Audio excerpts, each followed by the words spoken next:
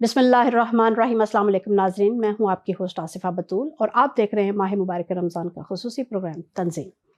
ناظرین، جیسا کہ آپ جانتے ہیں ماہ مبارک رمضان کی خصوصی اور پربرکت ساعتیں گزر رہی ہیں، اور ہم اس پروگرام میں آپ کے لیے قرآن فہمی اور ماہ مبارک رمضان کے مختلف موضوعات لے کر آپ کی خدمت میں حاضر ہو رہے ہیں، کیونکہ ماہ مبارک رمضان کا اصل موضوع نزول قرآن ہے۔ جیسا کہ آپ کی خدمت میں پچھلے پروگرامز میں بھی ہم نے یہ عرض کیا کہ ماہ مبارک رمضان میں روزہ اس کا اصلی موضوع نہیں ہے، بلکہ اس کا اصلی موضوع نزول قرآن ہے، کیونکہ قرآن کریم میں پروردگار عالم نے خود یہ تعارف پیش کیا کہ ہم نے اس ماہ مبارک رمضان میں نزول قرآن کیا، اور اس میں ایک ادب کے طور پہ روزے کا حکم بھی رکھا۔ یہ دو بہترین موضوع ہیں کہ جس کے اوپر ہم ان پروگرامز میں آپ کے لیے مختلف شریک گفتگو ہمارے مہمان ہوتے ہیں، اور ہم آپ کے لیے مختلف ابحاث کو آپ کے سامنے لا رہے ہیں، اور جس میں بنیادی موضوع قرآن فہمی ہے۔ ہم پروگرام کا باقاعدہ آغاز کرتے ہیں، ہمارے ساتھ شریک گفتگو ہیں علامہ حکیم محمد جمیل صاحب، یہ نگران ہیں جامعہ عائشۃ البنات کے۔ علامہ صاحب، ہم آپ کو بہت ویلکم کہتے ہیں، آپ کے شکر گزار ہیں کہ آپ نے وقت نکالا۔ ہمارے دوسرے مہمان ہیں محمود شہاد صاحب، یہ ننھے نعت خوان ہیں جو پاکستان میں ہونے والے بچوں کے نعت خوانی کے مقابلے میں پہلی پوزیشن انہوں نے حاصل کی ہے۔ آج ان کے شکر گزار ہیں کہ ہمارے پروگرام میں شریک ہوئے۔ آپ کا بہت شکریہ محمود شہاد صاحب۔ پروگرام کا باقاعدہ آغاز کرتے ہیں پروردگار عالم کے بابرکت نام سے اور سنتے ہیں تلاوت قرآن کریم۔ اعوذ باللہ من الشیطان الرجیم، بسم اللہ الرحمن الرحیم۔ ثم يعيدكم فيها ويخرجكم إخراجا والله جعل لكم الأرض بساطا لتسلكوا منها سبلا فجاجا قال نوح رب إنهم عصوني واتبعوا من لم يزده ماله وولده ومكروا مكرا كبارا وقالوا لا تذرن آلهتكم ولا تذرن ودا ولا سواعا ولا يغوث ويعوق ونسرا وقد أضلوا كثيرا ولا تزد الظالمين۔ جزاک اللہ، ماشاء اللہ۔ بے شک ماہ مبارک رمضان قرآن فہمی اور قرآن کی بہار کا مہینہ ہے۔ ہم بڑھتے ہیں محمود شہاد کی جانب، اور یہ ہمارے لیے ہم پیش کریں گے، سنتے ہیں حمد باری تعالیٰ۔ الصبح بدا من طالعته والليل دجى من وفراته اللہ اللہ اللہ اللہ اللہ اللہ اللہ اللہ کنز الکرم مولا النعم هادي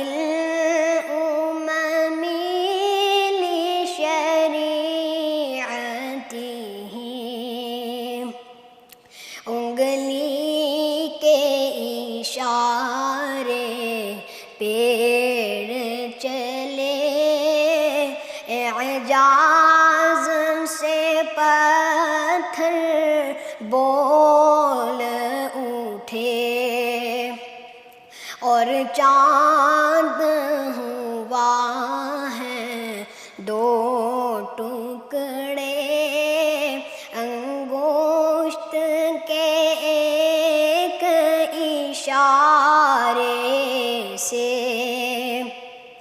اللہ اللہ اللہ اللہ اللہ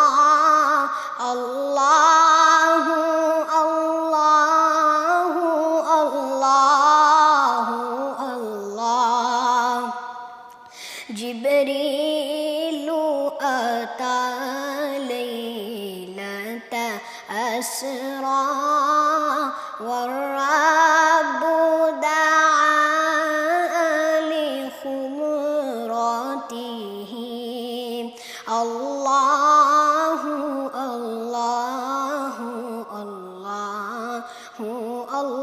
الله الله الله الله الله جبریل امی لے کے پیغام خدا آئے تھے شب اسرا اللہ نے عرش پہ بلوایا قربت کا شرف ان کو بخشا الصبح بدا من طلعته والليل دجى من وفراته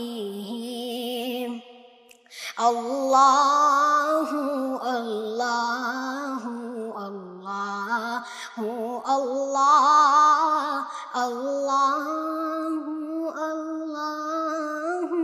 الله الله جزاک اللہ، ماشاء اللہ، آپ نے بہت خوبصورت آواز میں اور بہت خوبصورت کلام پیش کیا. کب سے پڑھ رہے ہیں؟ یہ 6 سال کی عمر میں آپ میں نے شروع کیا؟ نعت پڑھنا شروع کیا تھا، اور جو میں نے سب سے پہلے حمد یاد کی تھی وہ 1-2 اشعار آپ کے سامنے پیش کروں گا. گدا کو بادشاہ یا بادشاہوں کو گدا کر دے میرے مالک، تو جب چاہے کسی کو کیا سے کیا کر دے. یہ میری پہلی حمد تھی، اور اس کے بعد میرے ابو نے مجھے سکھانا شروع کیا، اور اسی طرح یعنی مجھے آپ پھر شوق بڑھتے چلے گئے. بڑھتے ہیں اپنے پروگرام کی جانب. جی قاری صاحب بتائیے، آپ اپنے بارے میں کچھ تعارف بتائیے اپنا. مطلب آپ جامعہ چلا رہے ہیں وہاں کے، اور بچیوں کا جامعہ ہے شاید. جی بالکل. ماہ مبارک رمضان میں کیا روٹین ہوتی ہے وہاں پر، اور قرآن فہمی کے بارے میں وہاں کیا انتظامات ہوتے ہیں؟ اس میں جو جامعہ میں جو ہے تفسیر کا سلسلہ جو ہے وہ خصوصی طور پہ لیڈیز کے لیے جو ہے وہ 2 سال کا ایک پروگرام ہم نے رکھا ہوا ہے اچھا، ماشاء اللہ. کہ جو اس کو مکمل نہیں کر سکتی وہ کم از کم 2 سال میں جو ہے وہ اس کو کمپلیٹ کر لیں، کم از کم قرآن فہمی جو ہے وہ لوگوں میں عام ہو جائے. پھر اس کے علاوہ ہم نے کچھ شارٹ کورسز بھی رکھے ہوئے ہیں. مثلا 2 مہینے کا کورس ہے جو کہ عرفان القرآن کے نام سے ہم اس کو کنٹینیو کرتے ہیں، وہ بھی لیڈیز کے لیے ہے. اور اس کے علاوہ نماز کے لیے کچھ کورسز ہیں جو کہ کنٹینیو رہتے ہیں. پھر ہر جمعے کو جو ہے وہ لیڈیز کے لیے اجتماع کا پروگرام ہوتا ہے جس میں کہ اسکالرز جو ہیں وہ آتے ہیں اور ان کو قرآن کے بارے میں جو بتایا جاتا ہے، اسلام کے بارے میں بتایا جاتا ہے، بچوں کی تربیت کے حوالے سے بتایا جاتا ہے کہ بنیادی جو ہے فریضہ ہے، یعنی کہ وہ موضوعات جو لیے جاتے ہیں وہ بیسیکلی تربیت کے حوالے سے ہوتے ہیں تاکہ لیڈیز کی اپنی بھی تربیت ہو اور وہ آگے اس کو آنے والی کیسے نسل میں کرنا ہے، یہ تو اس کو ڈائیورٹ کیسے کرنا ہے، یعنی کہ آگے بچوں میں کیسے لے کے جانا ہے، تو وہ سارا کچھ اس میں. تو کوئی عمر کی قید بھی ہوتی ہے کہ مطلب جو شادی شدہ خواتین ہیں، جو بڑی عمر کی خواتین ہیں، وہ بھی آپ کے پاس یہ کورسز کر سکتی ہیں؟ بالکل. یہ جو 2 سالہ کورس اور جو 2 مہینے کا کورس ہے وہ جو ہے وہ شادی شدہ خواتین کے لیے، کیونکہ ان کے پاس اتنا ٹائم نہیں ہوتا صحیح کہ وہ مکمل کورس جو ہے وہ کر سکیں. اگر وہ مکمل کرنا چاہے تو مکمل بھی وہ کر سکتی ہیں، مگر یہ کہ یہ انہی کے لیے تاکہ وہ اپنے کیونکہ گھریلو ذمہ داریاں بھی ان کے اوپر ہوتی ہیں، ان کو بھی کور کرنا ہوتا ہے، تو اس لیے ہم نے ان کو شارٹ کورسز کے لیے. بہت خوبصورت آپ کی کاوش ہے جناب.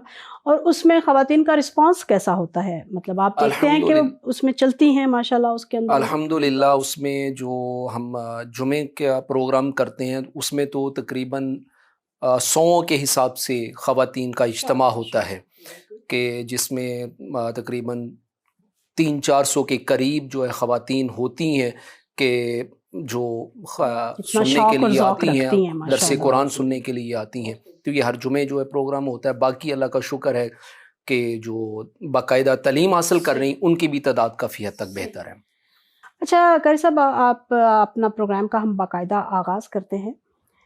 سب سے جو پہلا اور بنیادی سوال آپ کے سامنے میں رکھنا چاہوں گی وہ یہ ہے کہ قرآن ایک جامع منشور ہدایت ہے، اور انسان نے قرآن سے جو رویہ اختیار کرنا ہے، ایک تو رویہ وہ ہے جو آج کل ہم دیکھ رہے ہیں کہ کوئی اس کو تقدس و تبرک کے طور پہ رکھ رہا ہے، کوئی اس کو قسمیں کھانے کے لیے رکھ رہا ہے، کوئی مردے بخشوانے کے لیے رکھ رہا ہے، کوئی اس کو فال نکالنے کے لیے رکھ رہا ہے۔ یہ سب چیزیں تو چلے قرآن کے ساتھ ہمارے رویے ہیں۔ دراصل جو قرآن نے اپنا جو تعارف کروایا کہ ہدی للمتقین ہدی للناس، کہ یہ ہدایت ہے انسانوں کے لیے، اس حوالے سے آپ کیا کہیں گے کہ کیا ہم ہدایت کا یہ جو اصل ہمارا ذمہ داری ہے، فریضہ ہے، کیا ہم یہ ادا کر رہے ہیں؟ نہیں، اس میں ہم جو ہے وہ فریضہ ادا نہیں کر پا رہے، کہ کیونکہ قرآن جو آیا ہے، قرآن جو اللہ رب العزت نے اپنا پیغام بھیجا ہے، بیسیکلی جب کوئی بھی کمپنی ہے وہ کوئی بھی چیز بناتی ہے تو اس کے لیے ایک کیٹلاگ بک جو ہے وہ ساتھ میں دی جاتی ہے۔ تو اسی طرح اللہ رب العزت نے جب انسان کو تخلیق کیا تو انسان کی ذمہ داریاں کیا ہیں، ان کا لوگوں کے ساتھ ریلیشن کیا ہے، تعلقات کیا ہیں، اس نے زندگی گزارنی کس طرح سے ہے، تو وہ سارے کا سارا اصول قوانین جو ہیں اللہ رب العزت نے قرآن کی صورت میں ہمارے پاس بھیجے، نہ کہ یہ جو ہے ختم کے لیے بھیجا یا مردے بخشوانے کے لیے، وہ تو ایک پروسیس ہے، ضمناً ہے، سارا کچھ ضمناً ہے۔ کیونکہ جب ہم قرآن کو پڑھتے ہیں تو ثواب کی نیت سے پڑھیں گے، تو وہ اگر ثواب کی نیت ہم نہیں بھی کرتے تب بھی اللہ رب العزت نے وہ ثواب کا تو وعدہ کیا ہوا ہے، مگر اس میں جو بیسک چیز ہے جو کہ ابتدا پہ اللہ رب العزت نے ارشاد فرمایا، کہ جو آپ نے بھی بات کی، تو اس میں اللہ رب العزت نے ارشاد فرمایا کہ یہ ہدایت ہے متقین کے لیے، اور نہ صرف متقین کے لیے، تو یہ کھلی ہدایت ہے اور کامیابی کا ذریعہ ہے اس دنیا میں بھی اور آخرت میں بھی۔ مگر اس کے جو آگے جا کے اللہ رب العزت نے ارشاد فرمایا کہ ہدی للناس، یہ تمام انسانوں کے لیے ہدایت ہے، یعنی کہ اس میں کسی کے لیے مخصوص طبقے کے لیے طبقہ نہیں ہے کہ یہ صرف مسلمان ہوں گے تو وہ ہدایت حاصل کر سکیں گے، بلکہ یہ کفار کے لیے، یہود و نصارہ کے لیے، ہر ایک کے لیے ہدایت ہے، ہر انسان کے لیے، ہر ایک کے لیے ہدایت ہے۔ تو لہٰذا اس کو جو ہے وہ اللہ رب العزت نے زندگی گزارنے کا ایک طریقہ کار اس میں بتایا کہ آپ نے اپنے رشتہ داروں کے ساتھ تعلقات کیسے رکھنے ہیں، والدین کے ساتھ تعلقات کیسے رکھنے ہیں، اولاد کی تربیت کرنی ہے تو وہ کس انداز میں کرنی ہے، اور اس کے ساتھ ساتھ اگر آپ طالب علم ہیں تو بینگ طالب علم آپ نے اس سے کیا چیز حاصل کرنی ہے۔ تو اس میں ہم دیکھیں کہ سائنس سبجیکٹ ہیں، اس میں آئی ٹی سبجیکٹ ہیں، اس میں دیگر جو چیزیں ہیں، وہ ساری کی ساری کوئی بھی چیز ایسی نہیں ہے کہ جو اللہ رب العزت نے نہ چھوڑی ہو، کہ جو کہ قرآن میں اللہ رب العزت نے بیان ہے، ہر شے کے لیے کل بیان ہے، بالکل ایسے ہی ہے، صحیح۔ تو ہر چیز اللہ رب العزت نے اس میں بیان کر دی۔ تو اس لیے ہمارا مقصد صرف اس کو صرف پڑھ کے الماری میں رکھ دینا نہیں ہے، بلکہ کریم آقا علیہ الصلوۃ والسلام کی حدیث مبارکہ ہے کہ جو اس کی ایک آیت کو سمجھ کر پڑھتا ہے تو وہ اس طرح سے ہے کہ جس طرح اس نے 100 نوافل ادا کر لیے۔ اب کہاں نوافل قبول ہوتے ہیں نہیں ہوتے وہ بعد کا میٹر ہے، مگر جو اللہ رب العزت نے خوشی کے طور پہ ہمیں ثواب عطا کیا کہ 100 نوافل کا ایک آیت پڑھنے کے اوپر، تو وہ یہ ذہن میں رکھیں کہ وہ اب ایسی بات نہیں کہ وہ قبول نہ ہو۔ پھر کہا کہ اگر کوئی اس کے ایک باب کو سمجھ کر پڑھتا ہے اور اس پر عمل کرتا ہے تو اس کو 1000 نوافل کا ثواب ہے۔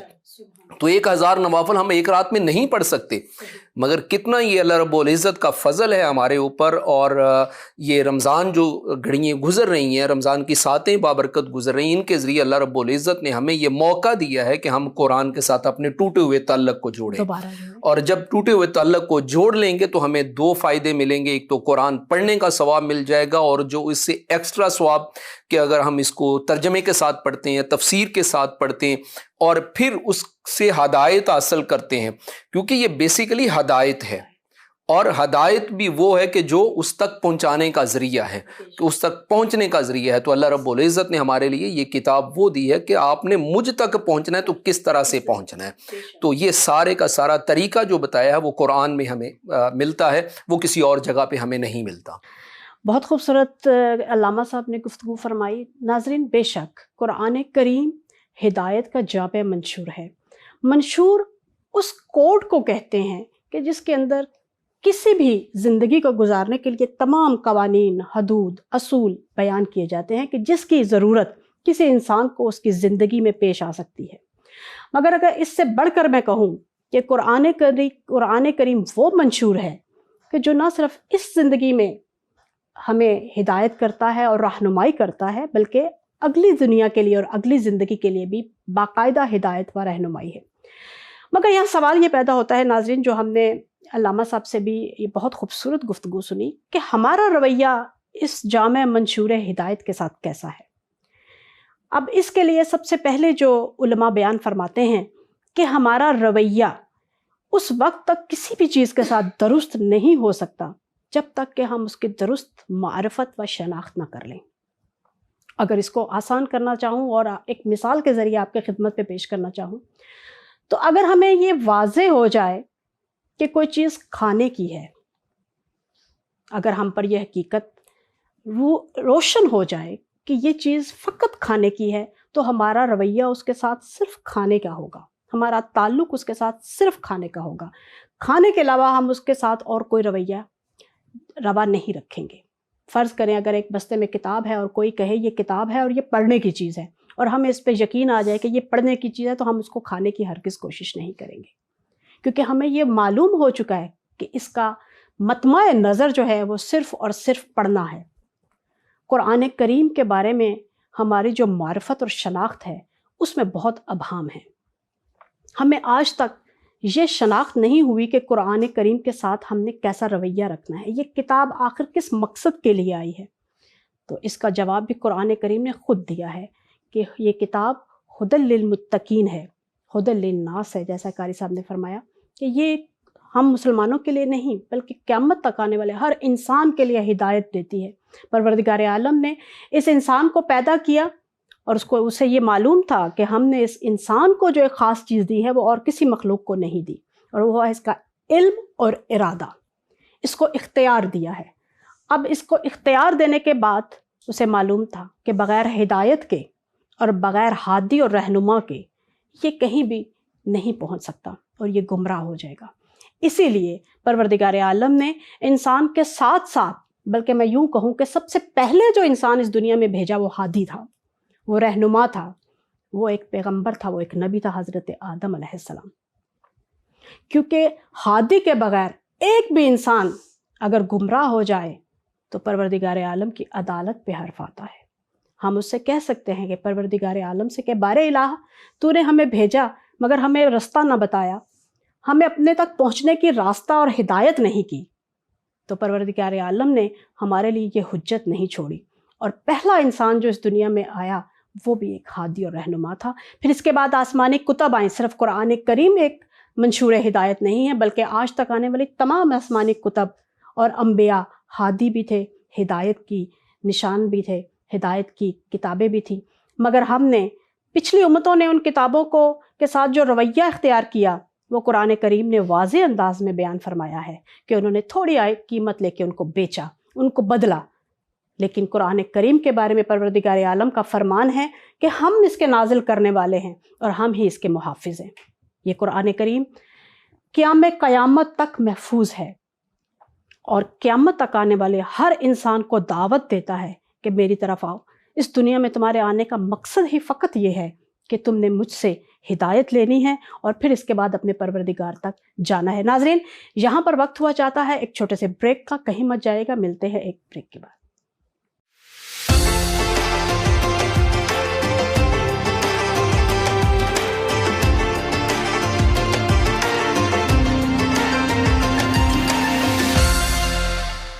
ویلکم بیک ناظرین۔ پروگرام سے پہلے ہم قرآن فہمی اور ہدایت کے بارے میں گفتگو کر رہے تھے۔ بے شک ناظرین، اس بات کو ہم نے اپنے ذہن میں رکھنا ہے کہ یہ ماہ مبارک رمضان ہر سال ہماری زندگیوں میں آتا ہے اور ہمیں یہ یاد کرواتا ہے اور متوجہ کرتا ہے کہ ہماری ذمہ داری ہے کہ اس ماہ مبارک میں نازل ہونے والی کتاب قرآن کریم کے بارے میں ہم نے اپنی سنجیدگی کا اظہار کرنا ہے، اس کو سمجھنا ہے۔ ہم نے اس کی تلاوت پر نہیں رکنا، کیونکہ عربی زبان ہماری نہیں ہے. ہم نے اس زبان کو بھی سمجھنا ہے اور پھر اس زبان کو سمجھنے کے بعد اس قرآن کی بات کو سمجھنے کی کوشش کرنی ہے، کیونکہ حضرت علی علیہ السلام کا فرمان ہے کہ قرآن کریم آپ سے بات کرتا ہے. اسے بات کرنے پہ اکسائیں، لیکن وہ اس وقت بات کرے گا، آپ کو اس وقت جواب دے گا کہ جب آپ اس کو سمجھنے کے لیے اور اس تک پہنچنے کے لیے اور اس سے جواب اخذ کرنے کے لیے وہ تمام شرائط اور وہ سارے آداب کو مد نظر رکھیں گے. ہم انشاءاللہ کوشش کر رہے ہیں کہ آپ کی خدمت میں وہ تمام چیزیں لائیں کہ جن پر آپ غور کر سکیں اور اپنی زندگیوں میں قرآن کریم کی نورانیت کو لا سکیں. بڑھتے ہیں اپنے پروگرام کی جانب. جی علامہ صاحب بتائیں کہ ہم نے جیسے کہ آپ نے بھی بہت خوبصورت گفتگو فرمائی ہدایت کے بارے میں کہ قرآن کریم ہر انسان کے لیے ہدایت کا جامع نظام ہے، ایک جامع منشور ہے. تو سب سے پہلے تو ہمیں یہ معلوم ہونا چاہیے کہ ہدایت کا اصلاً مطلب کیا ہے، تبھی ایک عام آدمی اس ہدایت کو لے سکے گا جب تک اس کے ذہن میں یہ چیزیں، یہ خاکہ کلیئر ہوگا کہ دراصل ہدایت کہتے کسے ہیں. جی پلیز. ہدایت جو ہے اس کا معنی جو ہے وہ یہ ہے کہ ہم مطلوب تک پہنچ سکیں، مقصود جو ہے اس کو حاصل کر سکیں، یہ ہدایت کا معنی ہے. مگر اللہ رب العزت نے دو چیزیں ہدایت کے لیے جو ہیں وہ دو جگہوں پہ ہدایت کا لفظ استعمال کیا، اور ایک جگہ پہ ہدی للناس ہے.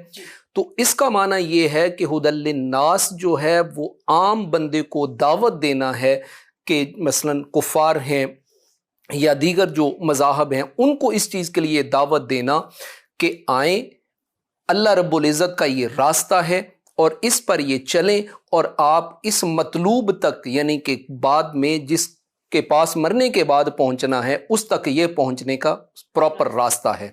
یہ تو ہے عام بندے کے لیے ہدایت، یہ صرف دعوت ہے. اور دوسرا ہے ہدی للمتقین. تو ہدی للمتقین کی جو ہدایت ہے اس کا معنی یہ ہے کہ جو مطلوب ہے، جو مقصود ہے، اس کو حاصل کر لینا. جس طرح کہ حضرت علی کرم اللہ وجہ الکریم آپ فرماتے ہیں کہ میں قرآن پڑھتا ہوں تو قرآن اس لیے پڑھتا ہوں تاکہ وہ مجھ سے بات کرے، میں اس سے ہدایت حاصل کروں. تو چیز یہ ہے کہ وہ اس صورت میں ہوگا کہ جب ہمیں قرآن کے بارے میں پتہ ہوگا. اسی لیے تو اللہ رب العزت نے کئی جگہوں پہ یہ ارشاد فرمایا کہ افلا یتدبرون افلا یتفکرون، تم اس میں غور و فکر کیوں نہیں کرتے، تم اس میں تدبر کیوں نہیں کرتے.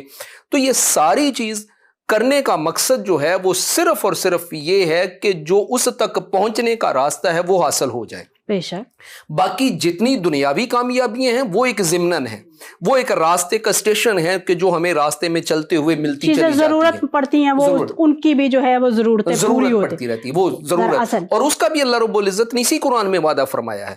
سورہ نور میں اللہ رب العزت نے ارشاد فرمایا کہ جو میری ہدایت کے راستے پہ چلتا ہے تو اس کے ساتھ میں یہ سلوک کرتا ہوں کہ وعد اللہ الذین آمنوا وعملوا الصالحات، میرا ان لوگوں سے وعدہ ہے کہ جو میرے راستے پہ چلتے ہیں، عمل صالح کرتے ہیں اور ہدایت کو اپنا لیتے ہیں، پھر میرا وعدہ ان کے ساتھ یہ ہے کہ میں صرف انہیں دنیا میں امارت ہی عطا نہیں کرتا بلکہ انہیں خلافت بھی عطا کر دیتا ہوں.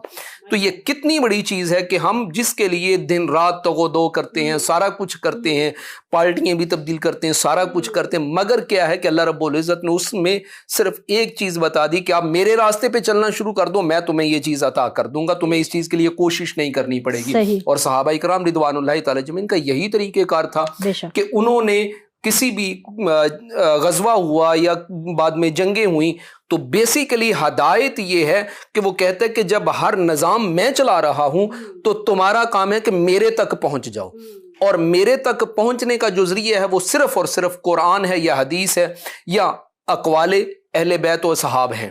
اس کے علاوہ کوئی اور ذریعہ نہیں ہے کہ جس کے اوپر آپ چلیں اور میرے تک پہنچیں. اگر میرے تک کسی نے پہنچنا ہے تو وہ صرف اور صرف قرآن اور حدیث کا ذریعہ ہے. بہت خوبصورت. جی ناظرین، بہت خوبصورت گفتگو فرمائی قاری صاحب نے. بے شک قرآن کریم جامع منشور ہدایت ہے، اور ہدایت اس نشانی کو اور اس راہ کو کہتے ہیں، جیسے قاری صاحب نے فرمایا کہ جو کسی کو منزل کی نشاندہی کرے، اور فقط نشاندہی نہ کرے بلکہ ہدایت کے لیے یہ ضروری ہے و لازم ہے کہ وہ اس کو وہاں تک پہنچائے بھی. نہ صرف اس راستے کی ہدایت نشاندہی کرے بلکہ وہاں تک پہنچائے بھی۔ ناظرین، پروردگار عالم نے قرآن کریم میں یہ وعدہ کیا ہے کہ جو مجھ تک آنے کی کوشش کرے گا تو میں اس کی ہدایت کروں۔ یہ قطعاً روا نہیں ہے پروردگار عالم کے لیے اور سزاوار نہیں ہے کہ انسان دنیا میں گمراہ رہیں، بھٹکتے رہیں اور وہ ان کی مدد نہ کرے اور ان کی حاجت روائی نہ کرے، مگر یہ کہ جب ہمیں خود ہی اس چیز کا احساس نہ ہو کہ ہم نے اپنی منزل تک جانا ہے اور ہمیں یہ بھی معلوم نہ ہو کہ ہمارا اس دنیا میں آنے کا خلقت کا مقصد کیا ہے، تو ہم گمراہ ہو جاتے ہیں۔ ہمارا مقصد خلقت فقط اور فقط لقاء اللہ ہے، اپنے پروردگار تک جانا ہے۔ اللہ نے ہمیں پستی میں بھیجا، ہم نے پستی سے بلندی کی طرف جانا ہے۔ اللہ نے ہمیں خاک میں بھیجا، ہم نے خاک سے خدا تک جانا ہے، لیکن ہم نہیں جا سکتے بغیر ہدایت کے، بغیر ہادی کے۔ اس لیے پروردگار عالم نے نہ صرف انبیاء کی صورت میں ہادی بھیجے بلکہ ان کے ساتھ ساتھ شریعتیں و کتابیں بھی بھیجی، اور سب سے بڑی کتاب قرآن کریم ہے کہ جو قیامت تک ہمیں پکار رہی ہے۔ اب یہ ہمارا فریضہ ہے کہ ماہ مبارک رمضان کی ان پربرکت ساعتوں سے فائدہ اٹھائیں جو ہر سال ہماری زندگیوں میں آتا ہے اور گزر جاتا ہے۔ اس میں بہت سارے لوگ بہت لمبا سفر بہت تھوڑے وقت میں طے کر لیتے ہیں، لیکن بہت سارے بدبخت ایسے بھی ہیں کہ جو ان ساعتوں کو یوں ہی کھانے پینے میں اور غفلت میں گزار دیتے ہیں، اور ان کا یہ بہت چھوٹا سا سفر بھی بہت لمبا ہو جاتا ہے۔ جی ناظرین، یہاں پر لیں گے ہم چھوٹا سا سیگمنٹ، کہیں مت جائیے گا، ملتے ہیں سیگمنٹ کے بعد۔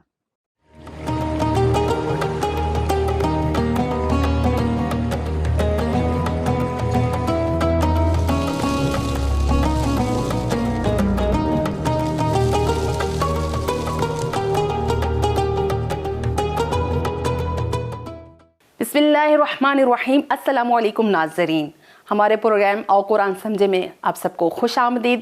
امید ہے آپ سب خیر و عافیت سے ہوں گے، اور ہمارے چھوٹے اور پیارے دوستوں کو بھی السلام علیکم۔ وعلیکم السلام۔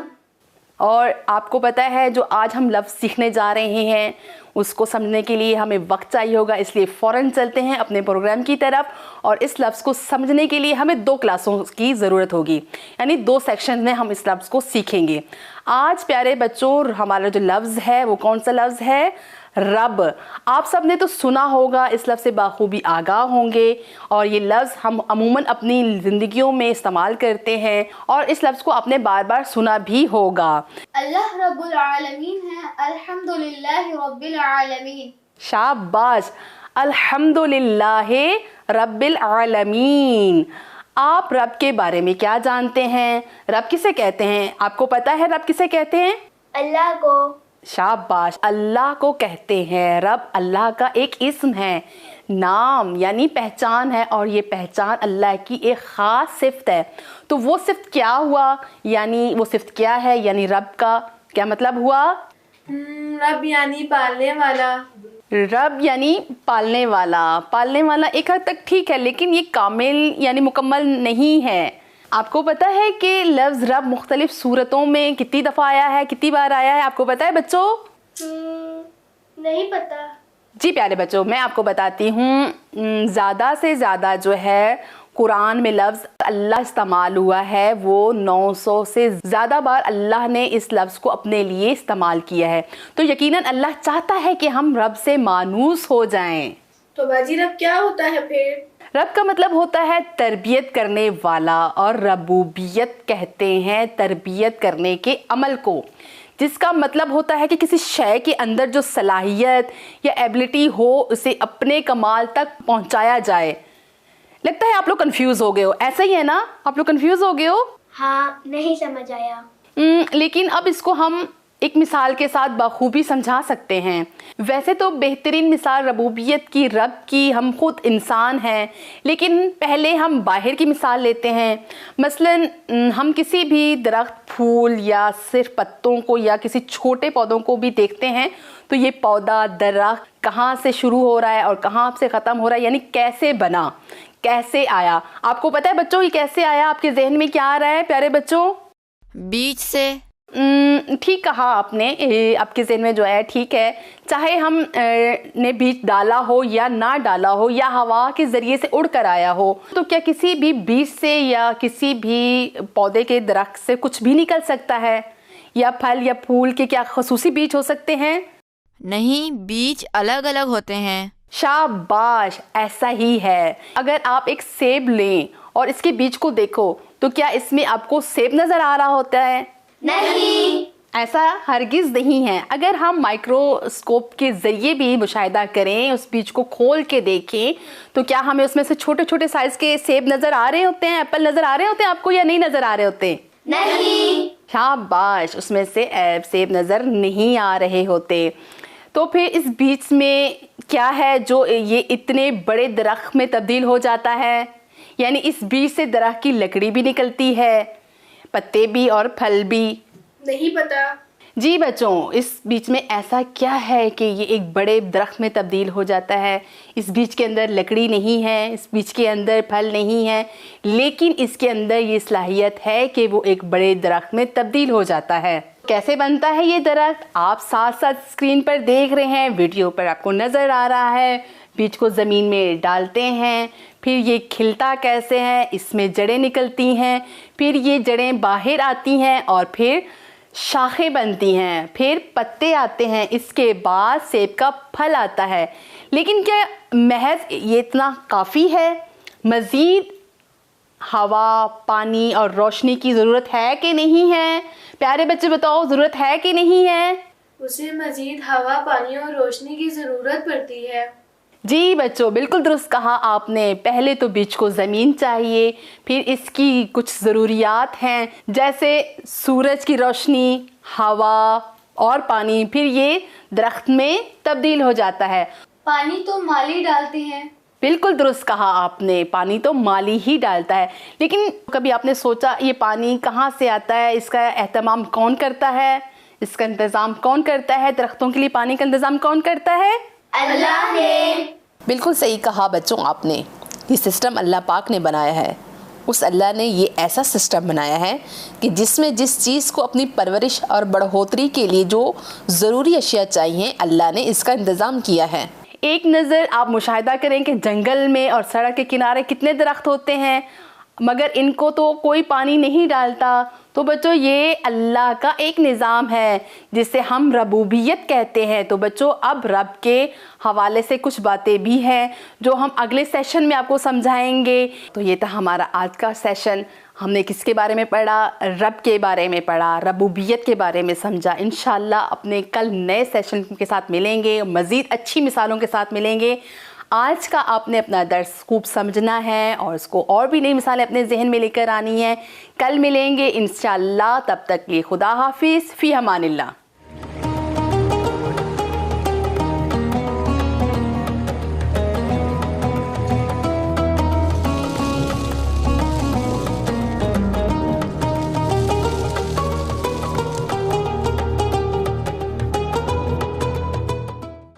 خوش آمدید ناظرین، امید ہے آپ کو ہمارا سیگمنٹ پسند آیا ہوگا۔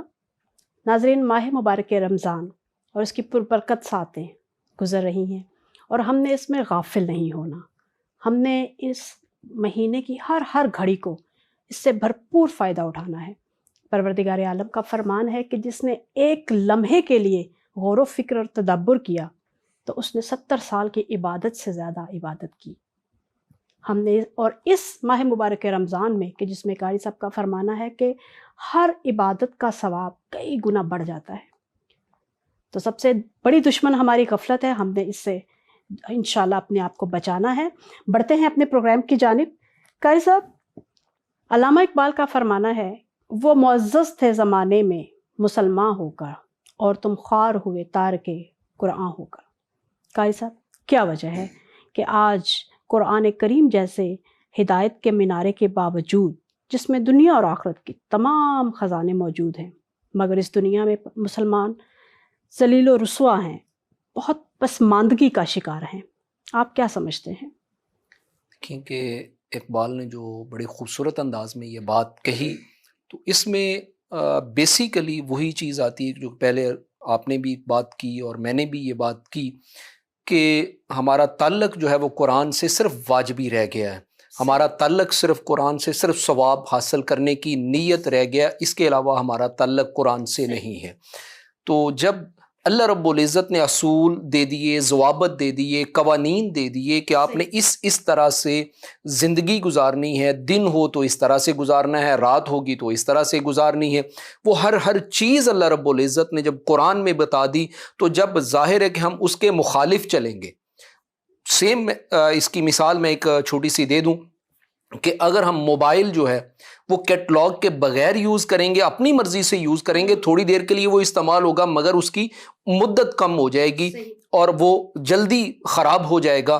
تو سیم اسی طرح اللہ رب العزت نے جو ہے ہمارے لیے قرآن کو ہدایت کا ذریعہ بنا کر بھیجا ہے، تو ہم نے صرف اس کو ایک بک کی صورت میں لے لیا ہے، نہ کہ اس کو قانون کی صورت میں لیا ہے۔ اور ہمارا مجموعی طور پر یہ معاملہ ہو چکا ہے کہ ہم قانون کو بھی اسی انداز میں لیتے ہیں، قرآن کو بھی اسی انداز میں لیتے ہیں، نہ ہم قانون پر عمل کرتے ہیں نہ ہم قرآن پر عمل کرتے ہیں، جس کی وجہ سے آج جو ہے مسلمان جو ہے وہ پریشان حال ہے۔ پریشان کیا بلکہ ذلیل و رسوا ہو رہے ہیں، اور ہر جگہ پہ مسلمان جو ہے وہ محکوم بھی ہیں اور مظلوم بھی ہیں۔ بے شک ایسا ہی ہے۔ اور یہ صرف وجہ کیا ہے کہ یہ وجہ صرف یہی ہے کہ ہمارا تعلق قرآن سے ٹوٹا ہے۔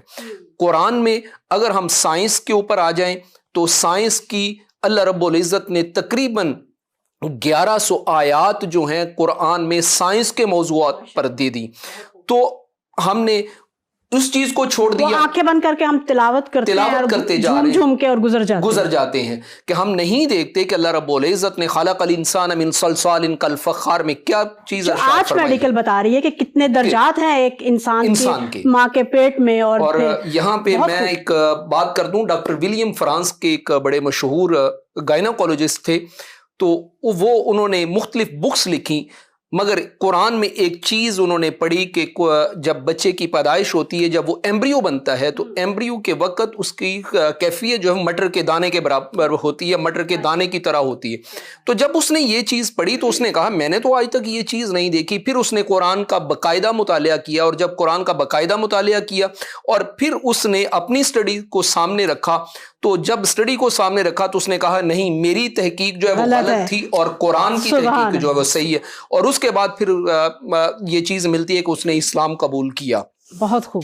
تو کیا ہے، اسی طرح ریسنٹلی ابھی ایک جو بہت بڑے پادری ہیں، ان کے نام ذہن سے نکل گیا، ان کے بارے میں یہ آ رہا ہے کہ انہوں نے بھی 20 سال صرف قرآن کو اس مقصد سے پڑھا کہ اس میں کوئی غلطی ڈھونڈے، بہت خوب، غلطی ڈھونڈے، تنقیدی نگاہ سے پڑھتا رہا، مگر جب اس نے قرآن کا مطالعہ کیا مختلف تو جب یہ چیز حاصل ہوئی تو اسے یہ کہنا پڑا کہ جو اس کی ابتدائی آیات ہیں کہ ذالک الکتاب لا ریب فیہ، اس میں کوئی کسی قسم کا شک نہیں ہے، تو اس نے بھی ریسنٹلی اسلام قبول کر لیا۔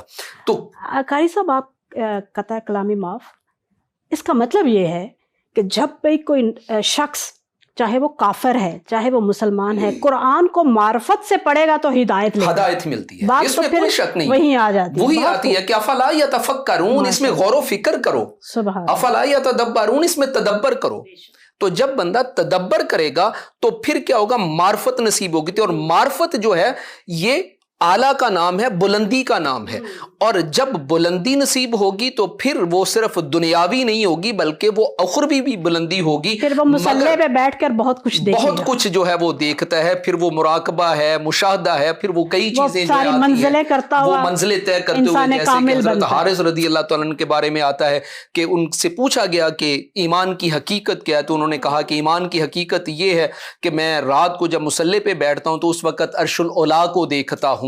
تو یہ وہ ہستیاں ہیں کہ جو کریم آقا علیہ السلام کی پروردہ تھیں اور ہدایت انہوں نے حاصل کی تھی۔ تو یہی چیز ہے کہ وہ جو تھے معزز تھے زمانے میں مسلمان ہو کر، تو وہ صرف اسی وجہ سے تھے کہ ان کا تعلق قرآن سے جڑا ہوا تھا۔ بلکہ حضرت عبداللہ رضی اللہ تعالیٰ کے بارے میں آتا ہے، آپ سے پوچھا گیا کہ قرآن کیا ہے، تو آپ نے فرمایا کہ قرآن تو یہ ہے کہ اگر میرے اونٹ کی نکیل کی رسی جو ہے وہ گم ہو جائے تو میں قرآن کھولتا ہوں، اس میں سے ڈھونڈ لیتا ہوں۔ تو قرآن تو یہ چیز ہے۔ قرآن کے بارے میں اللہ رب العزت نے خود ارشاد فرمایا کہ ہر تر اور خشک چیز کا اس میں علم ہے، اس میں سیاسی علوم بھی ہیں، اس میں معاشرتی علوم بھی ہیں، اس میں اخلاقی علوم بھی ہیں، اس میں جو ہے اکنامیکلی بھی علوم ہیں، یعنی کہ کوئی شعبہ اللہ رب العزت نے چھوڑا ہی نہیں ہے اور تشنا نہیں ہے. یعنی کہ یہ نہیں کہ صرف اس کا بعض چیزیں ہیں کہ جو صرف جو ہے ابتدائی طور پہ بیان کی ہیں، مگر بعضوں کی بہت زیادہ اللہ رب العزت نے اس قرآن میں ڈیٹیل بتائی. تو جب ہم علماء بیان فرماتے ہیں قاری صاحب کہ اگر ہم نے اس میں مثالیں دی، قصے سنائے، قصص الانبیاء ہے، تو اس میں بھی ہدایت کا پہلو چھپا ہوا ہے. بالکل اس کا ورنہ بعد والی امتوں کو پہلی امتوں کے قصے کہانیاں سنانا پروردگار عالم کا مطمع نظر نہیں ہو سکتا. بالکل اس میں ہمارے لیے ہدایت کا پہلو ہے. وہی تو اللہ رب العزت نے ارشاد فرمایا کہ احسن القصص ہے، اور احسن القصص اس لیے ہے تاکہ تم اس سے ہدایت حاصل کرو کہ پرانی امتیں جو پہلی امتیں ہو گزری وہ کس طرح سے جو ہے زوال کا شکار ہوئی، اور آپ نے ان چیزوں پر عمل نہیں کرنا جن پر انہوں نے عمل کیا ہے، بلکہ اس سے جو حضرت کریم آقا علیہ الصلوۃ والسلام نے جو ہدایت تمہارے پاس لے کر آئے، جو اسوہ لے کر آئے، تو اس پر عمل کرتے ہوئے تم نے دنیا پر جو ہے وہ حکومت کرنی ہے اور یہ دین کو غالب کرنا ہے. اور قاری صاحب، مسلمانوں نے جب تک قرآن کا دامن تھامے رکھا تو دنیا میں انہوں نے حکومت کی، تاریخ ہمیں بتاتی ہے. بالکل حکومت کی. دیکھیں جب ہم نے اس کا دامن چھوڑا تو ہم پھر رسوا ہوئے. دیکھیں کتنا دور بنتا ہے کہ 13 سالہ مکی دور ہے اور اس کے بعد 10 سالہ مدنی دور ہے. تو 10 سالہ مدنی دور جو ہے جہاں پہ مسلمانوں کو حکومت ملی، تو جب کریم آقا علیہ الصلوۃ والسلام دنیا سے رخصت ہوئے تو اس قرآن کے بدلے اس وقت مسلمان جو تھے وہ فارس کے کناروں پر دستک دے رہے تھے، اور صرف 2 سال کا عرصہ گزرا حضرت سیدنا صدیق اکبر رضی اللہ تعالیٰ عنہ کا، تو مسلمانوں نے روم کی اینٹ سے اینٹ بجا دی تھی جو اس وقت سپر پاور تھی. وجہ کیا کہ مسلمان ان کا تعلق جو تھا وہ قرآن سے تھا، اور قرآن سے صرف واجبی تعلق نہیں تھا بلکہ تعلق ایسا تھا کہ ان کی روح میں جو تھی قرآن کی حقیقت جو تھی وہ ان میں پنہا تھی. تو جس کی وجہ سے وہ ہدایت حاصل کرتے تھے، اور ہدایت حاصل کرنے کے بعد انہیں پتہ ہوتا تھا کہ ہم غیر جو ہے حکومت جو ہے اس کے ساتھ ہم نے جو تعلقات کرنے ہیں، معاملات کرنے کیسے کرنے، ان کے ساتھ تعلقات کیسے رکھنے، تو وہ قرآن سے ہدایت حاصل کرتے تھے، پھر ان کے ساتھ گفتگو کرتے تھے. تو کیا ہوتا تھا کہ وہی لوگ جو تھے بظاہر وہ بدو تھے، کچھ نہ جانتے تھے، مگر کیا ہوا کہ قرآن کے جب قریب آئے تو کسی کو اسلام قبول کیے ہوئے 2 سال گزرتے ہیں، کسی کو 1 سال گزرتے ہیں. حضرت خالد بن ولید کو اگر دیکھیں تو صرف آخری دور میں جا کے اسلام قبول کیا، تو ہوا کیا کہ وہ فارس کی اینٹ سے اینٹ بجا رہے ہیں. تو یہ کیا چیز تھی؟ یہ صرف اور صرف یہ تھی کہ تعلق قرآن کے ساتھ مضبوط تھا. بہت خوب قاری صاحب. ناظرین، انشاءاللہ ہم یہیں سے گفتگو کا آغاز کریں گے، مگر یہاں پر ہم چلیں گے ننھے نعت خان کی جانب اور ان سے گزارش کریں گے کہ وہ ہمارے لیے نعت رسول اکرم صلی اللہ علیہ وآلہ وسلم پیش کریں. جی محمود.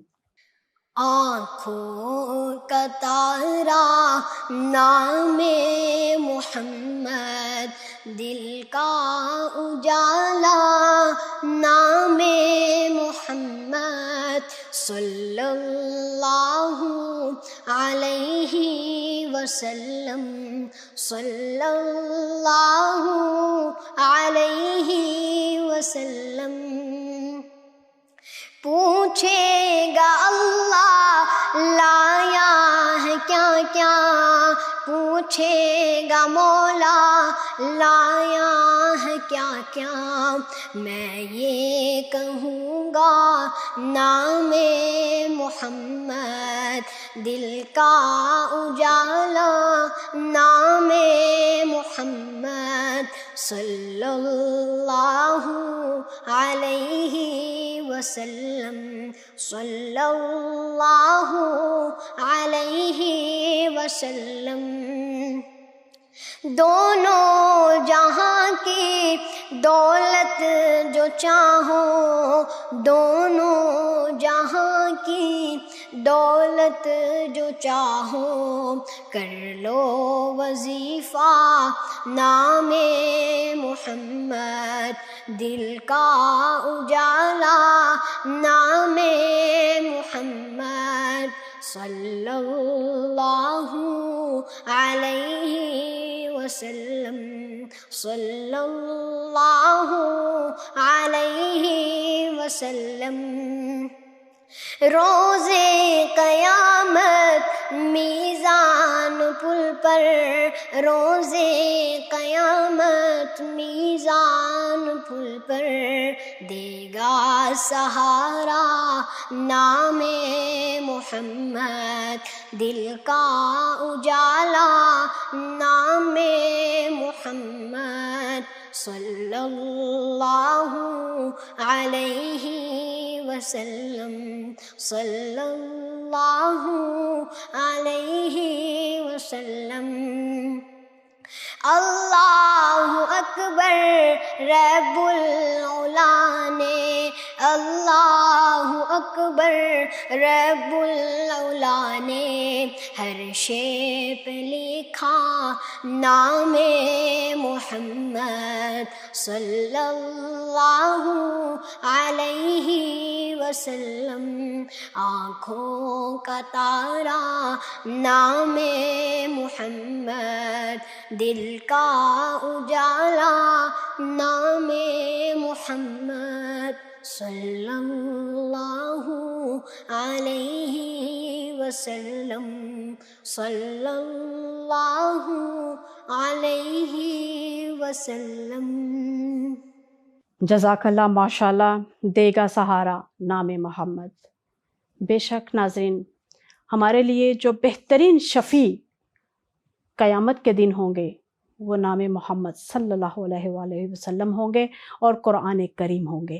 انشاءاللہ اللہ تعالیٰ سے دعا ہے کہ ہم اس مقام پہ پہنچ سکے کہ قیامت کے دن ہم حضور کی امت میں کہلانے کے قابل ہو جائیں. ناظرین، نعت کریم سے پہلے گفتگو ہو رہی تھی ہدایت کے بارے میں، اور مولانا صاحب نے بہت خوبصورت انداز میں ہم پر یہ واضح کیا کہ ہم زمانے میں رسوا اور ضلالت ہمارے دامن گیر اس وجہ سے ہے کہ ہمارا قرآن کے ساتھ تعلق ٹوٹ گیا ہے. حالانکہ اگر ہم دیکھیں کہ اس وقت جو سب سے زیادہ پرنٹ ہونے والی کتاب ہے وہ قرآن کریم ہے. سب سے زیادہ نسخے قرآن کریم کے ہیں، سب سے زیادہ قاریان قرآن موجود ہیں اس دنیا میں، حفاظ قرآن بے شمار ہیں. ہر گھر میں قرآن کریم کی تلاوت ماہ مبارک رمضان میں صبح سے شام تک جاری ہے. لیکن اس کے باوجود ہم روایات میں یہ پڑھتے ہیں کہ حضور صلی اللہ علیہ وآلہ وسلم قیامت کے دن پروردگار سے شکوہ کریں گے. یہ قرآن کی آیت ہے کہ میرے پروردگار، میری امت نے قرآن کریم کو مہجور کر دیا. کیا وجہ ہے کہ آج کے زمانے میں جب ہم دیکھتے ہیں کہ دنیا میں کوئی ایسی پرنٹنگ پریس نہیں ہے کہ جس کا کام فقط ایک کتاب شائع کرنا ہو، لیکن بے شمار ایسی پرنٹنگ پریس ہیں کہ جہاں پر فقط قرآن کریم کے نسخے چھاپے جاتے ہیں. اتنی تعداد میں قرآن کریم موجود ہے اور الحمدللہ بے شمار قاریان قرآن ہیں. لیکن کہیں کمی ہے جو علامہ صاحب نے بہت خوبصورت انداز میں بیان فرمایا کہ ہمارا اس سے جو اصل رویہ اور تعلق ہے جو ہم آپ کی خدمت میں بیان کرنا چاہ رہے ہیں کہ ہم وہاں آئیں کہ ہمارا تعلق اس کے ساتھ وہ بن جائے کہ جو پروردگار عالم ہم سے چاہتا ہے. ناظرین، قرآن کریم کے ساتھ ہمارا تعلق ٹوٹنے سے نقصان ہمارا ہے.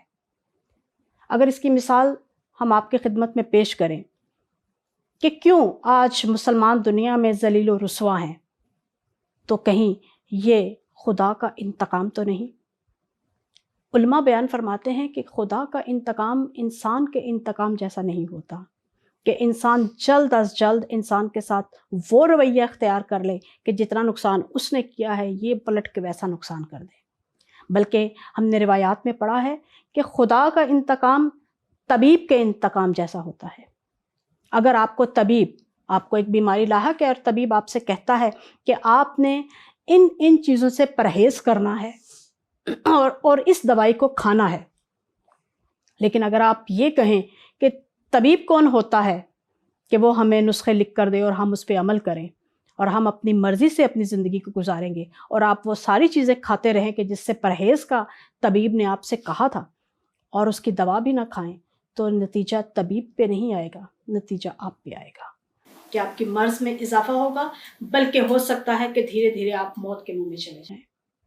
یہی وجہ ہے کہ پروردگار عالم کا وعدہ تھا کہ اگر تم قرآن کریم کو اپنی زندگیوں میں بطور نمونہ اور بطور عملی طور پہ اس کو اپنی زندگیوں میں نافذ کریں گے تو ہم آپ کو حیات طیبہ دیں گے. اس کے ہم جنت، حوریں اور پھل اور نہریں تو بہت سن چکے، لیکن جو اصل وعدہ ہے پروردگار، وہ سب حق ہیں. وہ وعدے، وہ رغبتیں جو پروردگار نے اپنی طرف آنے کے لیے ہمیں دی ہیں، وہ سب حق ہیں. مگر جو اصل پروردگار عالم نے ہم سے وعدہ کر رکھا ہے وہ ہے حیات طیبہ، جو ہمیں دنیا میں بھی ملے گی اور آخرت میں بھی. انشاءاللہ ہم اس پہ مزید گفتگو کریں گے. جی ناظرین، چلتے ہیں ایک چھوٹے سے سیگمنٹ کی طرف، کہیں مت جائیے گا، ملتے ہیں ایک سیگمنٹ کے بعد.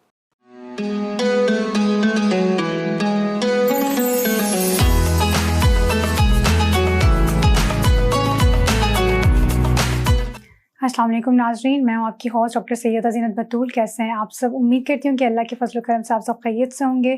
آپ سب کو رمضان کریم کا روزہ مبارک ہو. اللہ پاک ہم سب کا روزہ قبول فرمائے. ناظرین، آج ہم اپنے پروگرام میں ذیابیطیز یعنی ڈائبٹیز کے بارے میں بات کریں گے. ڈائبٹیز بیسیکلی ایک ایسی بیماری ہے جو اس وقت ہوتی ہے جب آپ کے خون میں گلوکوز، جیسے بلڈ شوگر بھی کہا جاتا ہے، وہ بہت زیادہ ہو جاتا ہے. اور خون میں گلوکوز آپ کی توانائی کا بنیادی ذریعہ ہے، آپ کے کھانے سے آتا ہے. اور یہ پینکریاس جب اس کو انسولین کو سیکریٹ کرتا ہے تو اس ہارمون کے ذریعے سے یہ ساری گلوکوز بلڈ کے تھرو آپ کے خلیوں میں داخل ہو جاتی ہے اور وہاں آپ کو توانائی فراہم کرتی ہے. بعض اوقات آپ کا جسم ضرورت کے مطابق انسولین نہیں بناتا یا کبھی کبھار بالکل بھی انسولین نہیں بناتا، جس کی وجہ سے آپ کے جسم کے خلیے اپنی انرجی کے سورس کے طور پر اس گلوکوز کو یوز نہیں کر پاتے اور آپ کا جو بلڈ گلوکوز لیول ہے وہ بڑھتا چلا جاتا ہے، جو آپ کے لیے مختلف بیماریوں کا باعث بن سکتا ہے. اگرچہ ڈائبٹیز کا کوئی علاج نہیں ہے، آپ اپنی صحت مند رہنے کے لیے ڈائبٹیز کو مینیج کرنے کے لیے مختلف اقدامات کر سکتے ہیں. پہلے ہم بات کریں گے کہ ڈائبٹیز کے ڈفرینٹ ٹائپس کون سی ہیں. تو ڈائبٹیز ٹائپ 1 اور ٹائپ 2 کے نام سے آتی ہیں، جن سب سے عام قسمیں ہیں، جبکہ اس میں جسٹیشنل ڈائبٹیز بھی آ جاتی ہے. ٹائپ 1 ڈائبٹیز وہ ڈائبٹیز ہے جس میں آپ کا انسولین بالکل بھی آپ کا پینکریاس جو ہے وہ انسولین بالکل بھی پروڈیوس نہیں کرتا اور آپ کی باڈی میں جو بلڈ میں جو گلوکوز لیول ہے وہ ہائی ہی رہتا ہے جب تک کہ اسے باہر سے کوئی انسولین پرووائڈ نہ کی جائے. کیونکہ اس میں کیا ہوتا ہے، آپ کے مدافعاتی عمل جو آپ کے امیون سسٹم کے سیلز ہیں وہ آپ کے پینکریاس کو خود ہی ڈسٹرائے کرنا شروع ہو جاتے ہیں اور وہ پھر انسولین پروڈیوس نہیں کرتے. ٹائپ 1 ڈائبٹیز کی تشخیص عام طور پر بچوں اور نوجوانوں میں ہوتی ہے، لیکن یہ کسی بھی عمر میں ظاہر ہو سکتی ہے. ٹائپ 1 ڈائبٹیز والے افراد کو زندہ رہنے کے لیے ہر روز انسولین لگانے کی ضرورت پڑ سکتی ہے. ٹائپ 2 ڈائبٹیز جو ہے اس کی اگر ہم بات کریں تو آپ کا جسم جو ہے وہ انسولین کو اچھی طرح سے نہیں بناتا یا استعمال نہیں کرتا، اور یہ آپ کو کسی بھی عمر میں ہو سکتی ہے، لیکن زیادہ تر اس کو یہ درمیانی عمر سے بڑی عمر کے لوگوں میں، بوڑھے لوگوں میں پائی جاتی ہے. ٹائپ 2 ڈائبٹیز کی اگر ہم سب سے عام قسم کی بات کریں تو دیٹ از جسٹیشنل ڈائبٹیز، جو اکثر پریگننٹ وومنس میں ڈیورنگ پریگننسی ہو جاتی ہے، لیکن یہ پریگننسی کے ختم ہونے کے ساتھ ہی رک جاتی ہے. اور لیکن ان خواتین میں ہم نے یہ دیکھا ہے کہ ان کے ٹائپ 2 ڈائبیٹک ہونے کے رجحان جو ہے وہ زیادہ ہو جاتا ہے.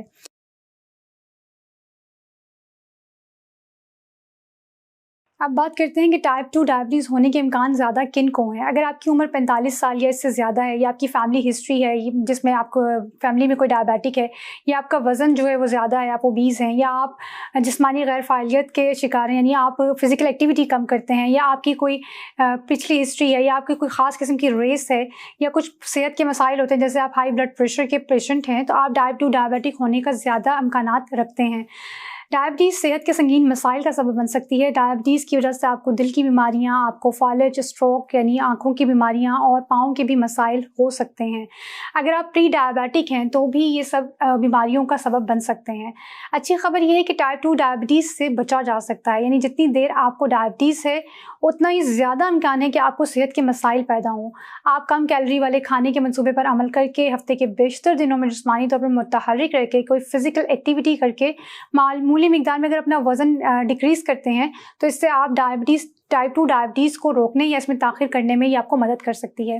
ڈائبٹیز سے بچاؤ کے پروگرام کے بیرونی لنک جیسی تحقیق سے پتہ چلتا ہے کہ آپ ٹائپ 2 ڈائبٹیز ہونے کے امکانات کو کم کرنے کے لیے بہت کچھ کر سکتے ہیں. یہاں کچھ چیزیں بتائی گئی ہیں جو میں آپ سے شیئر کروں گی کہ آپ اپنے خطرے کو کم کرنے کے لیے کیا کیا کر سکتے ہیں؟ سب سے پہلے تو ضروری ہے کہ آپ اپنا وزن کم کریں اور موٹاپے سے بچیں. اگر آپ وزن کم کرتے ہیں یعنی 5 سے 7% بھی اگر آپ اپنا وزن کم کرتے ہیں تو یہ ڈائبٹیز روکنے کے لیے بہت مؤثر ہے. آپ کو چاہیے کہ آپ زیادہ فزیکل ایکٹیویٹی کریں, یعنی کم از کم ہفتے میں 5 دن 30 منٹ لگاتار آپ ایکٹیویٹی کریں, جسمانی سرگرمی کریں, کوئی فزیکل ایکٹیویٹی ایکسرسائز کریں. اس سے کیا ہوگا کہ آپ کا جو بلڈ شوگر لیول ہے وہ مینٹین رہے گا اور گلوکوز بلڈ میں سے آپ کے سیلز میں ٹرانسفر ہونا شروع ہو جائے گا اور آپ کے سیلز کو انرجی ملے گی. آہستہ آہستہ شروع کریں. جن کے زیادہ تر وقت صحت مند غذائیں کھائیں. ہر روز آپ جو کیلوریز کھاتے ہیں اسے کم کرنے کے لیے جو آپ کی ڈائٹ ہے اس کے پورشنز بنا لیں, چھوٹے چھوٹے پورشنز میں اس کو ڈیوائڈ کر کے کھائیں. کم چکنائی والی چیزیں کھائیں, کوشش کریں لو فیٹ ملک جو ہے وہ یوز کریں اور میٹھے مشروبات سے پرہیز کریں. کوشش کریں کہ پانی کا استعمال آپ زیادہ کریں کیونکہ اکثر ڈائبیٹکس میں دیکھا جاتا ہے کہ وہ ڈی ہائیڈریٹ جلدی ہو جاتے ہیں. آپ اپنی ڈائبٹیز کو مینیج کرنے کے لیے اپنا خیال رکھیں. ایک لمبی اور صحت مند زندگی آپ اگر گزارنا چاہتے ہیں تو آپ کو چاہیے کہ آپ اپنی ڈائبٹیز کو کنٹرول کریں, جس کے ہم نے طریقے آپ کو بتائے, اور ہم آپ کو بتاتے ہیں کہ آپ اپنے خون میں گلوکوز کی سطح کو منظم کرنے کے لیے کیا کر سکتے ہیں. آپ کو چاہیے کہ آپ اپنی خون میں گلوکوز کی سطح کو منظم کرنے کے ساتھ ساتھ اپنے بلڈ پریشر کو, اپنے کولیسٹرول کو مینٹین رکھیں. اس سے آپ اپنی ڈائبٹیز کو مینیج کرنے کے لیے ABCs یاد رکھیں. ABCs کیا ہیں؟ A stands for HbA1c. HbA1c مطلب آپ اپنا ہیموگلوبن جو A1c کا لیول ہے وہ چیک کروائیں, جو آپ کو پچھلے 3 مہینوں کا ریکارڈ دیتا ہے کہ آپ کا HbA1c لیول کیسا جا رہا ہے. آپ کی پچھلی بلڈ گلوکوز لیول بتاتا ہے کہ آپ کے بلڈ میں گلوکوز کے لیولز کیسے جا رہے تھے. پھر اس کے علاوہ بعد B آ جاتا ہے. A stands for HbA1c, B stands for blood pressure, یعنی آپ اپنا بلڈ پریشر کنٹرول کریں.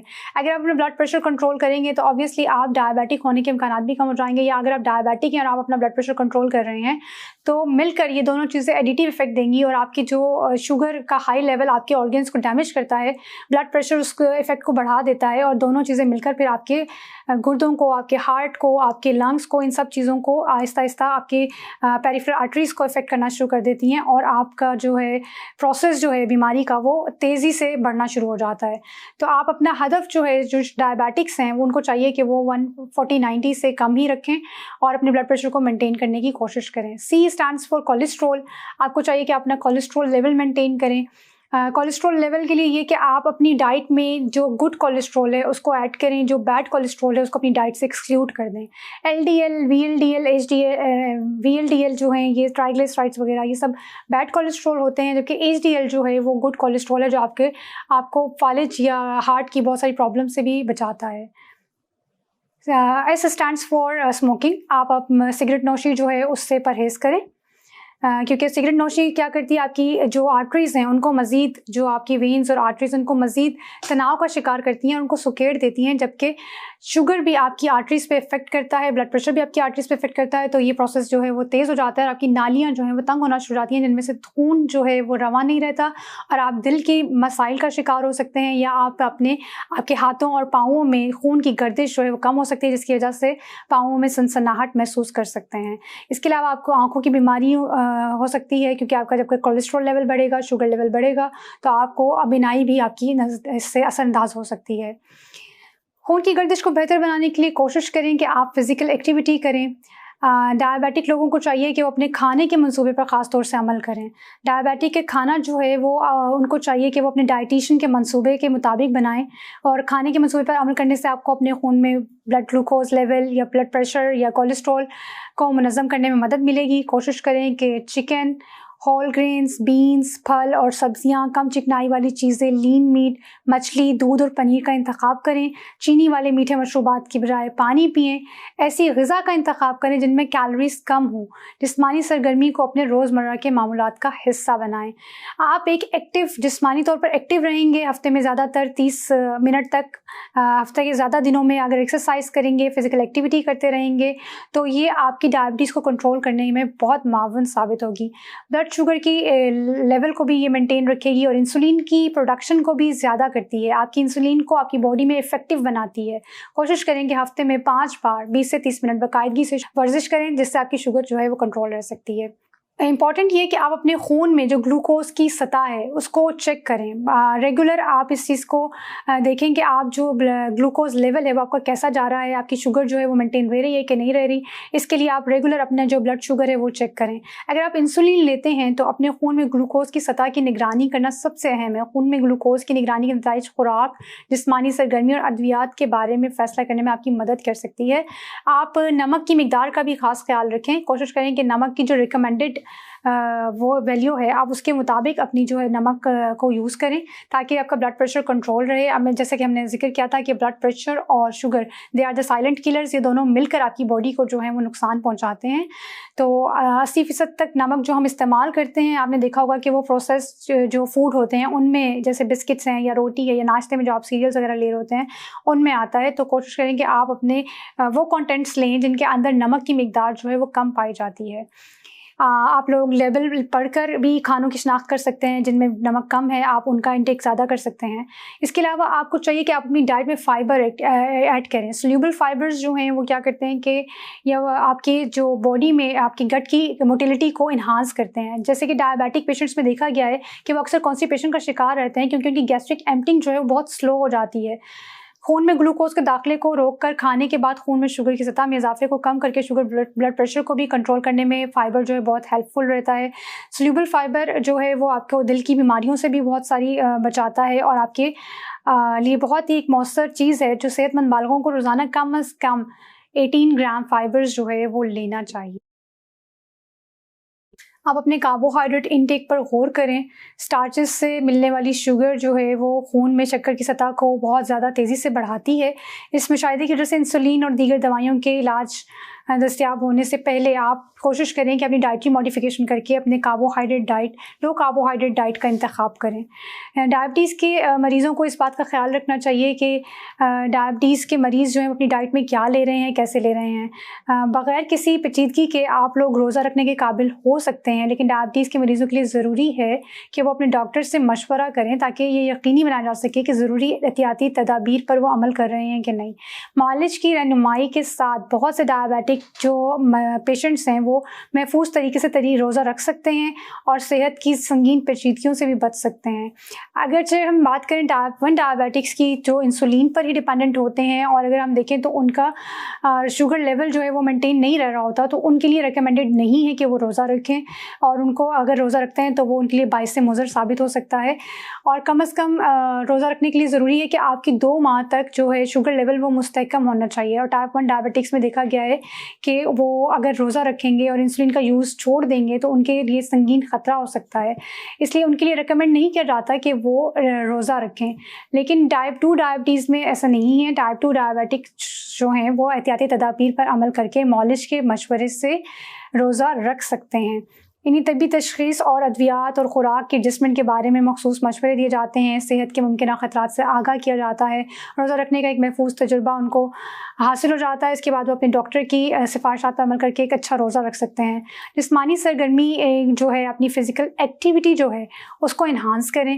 اپنے کھانے کی منصوبہ بندی کریں. اپنے گلوکوز کی نگرانی کریں. آپ دیکھیں کہ آپ طبی تشخیص تعلیمی مشاورت رمضان کی تیاری کے عمل میں بہت اہم رول پلے کرتی ہے. ایون جو پریگننٹ وومنس ہیں ان کے لیے بھی, حاملہ خواتین کے لیے, کہ وہ روزہ رکھنے کی سفارش نہیں کی جاتی کہ بھئی وہ اگر بچوں کو دودھ پلاتی ہیں تو ٹائپ 1 ٹائپ 2 ڈائبیٹکس والی مائیں جو ہیں ان کے لیے بھی ریکمینڈڈ نہیں ہے کہ وہ روزہ رکھیں. حالانکہ آپ اگر ٹائپ 2 ڈائبیٹک ہیں تو بھی آپ بغیر کسی پیچیدگی کے ساتھ روزہ رکھ سکتے ہیں, لیکن اس کے لیے آپ کو کچھ باتوں کا جو ہے وہ خاص طور پر خیال رکھنا ہے کہ آپ اپنے ڈاکٹر سے مشورہ کر کے اپنی ڈوز ایڈجسٹمنٹ کروائیں, اپنی ایکسرسائز کو مینٹین کریں, اپنی جو ہے میڈیکیشن کی ڈوز جو ہے اس کو پراپر لیں, اور اس کے ساتھ اپنے ہیلدی فوڈ چوائسیز کا انتخاب کریں.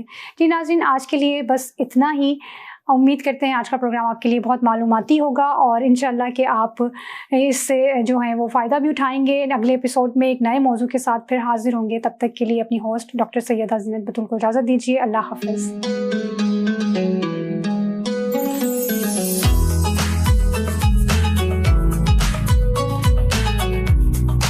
ویلکم بیک ناظرین. امید ہے آپ کو ہمارے پروگرام سے آگاہی اور معرفت حاصل ہو رہی ہوگی. ہم تھوڑی بات کریں گے اپنے ننھے نات خان سے. جی محمود, آپ یہ بتائیے کہ آپ کس کلاس میں پڑھتے ہیں؟ 4th کلاس میں. 4th کلاس میں پڑھتے ہیں. کس اسکول میں؟ Safdar model school. اچھا, ماشاء اللہ. اچھا یہ بتائیں کہ آپ نے بتایا کہ آپ چھوٹے سے تھے تو آپ نعت پڑھنا شروع کر دی. کس نے آپ کو یہ شوق دلایا کہ آپ نعت پڑھیں؟ ابو نے دلایا شوق. اچھا ابو نے پڑھا. آپ کے ابو بھی نعت پڑھتے ہیں؟ نہیں وہ نہیں پڑھتے. آپ کو شوق دلایا. کتنی دیر پریکٹس کرتے ہیں؟ ڈیلی کرتے ہوں گے؟ ہاں جی کتنی دیر؟ تقریباً 10-15 منٹ کرتے ہیں. پریکٹس کرتے ہیں اسکول سے آنے کے بعد؟ ہاں جی. اچھا تو تھکتے نہیں ہیں کہ اسکول سے آنے کے بعد آپ پریکٹس پہ بٹھا دیے؟ نہیں. آپ حافظ قرآن بھی ہیں؟ نہیں ابھی کر رہا ہوں. وہ بھی کر رہے ہیں. اچھا ماشاء اللہ. ٹائم مینجمنٹ آتی ہے آپ کو؟ Very good very nice. Allah تعالیٰ آپ کو مزید ترقی دے. اور آپ نے اچھا سا بڑے آپ اچھا ہاں یہ بتائیے کہ آپ نے مقابلہ بھی کیا نعت خوانی کا؟ ہاں جی. کہاں کیا ہے؟ یہ دارالعلوم اسلامیہ کامران بلاک میں کیا تھا. یہاں لاہور میں؟ ہاں جی. اچھا تو اس میں فرسٹ آئے تھے آپ؟ ہاں جی نعت میں.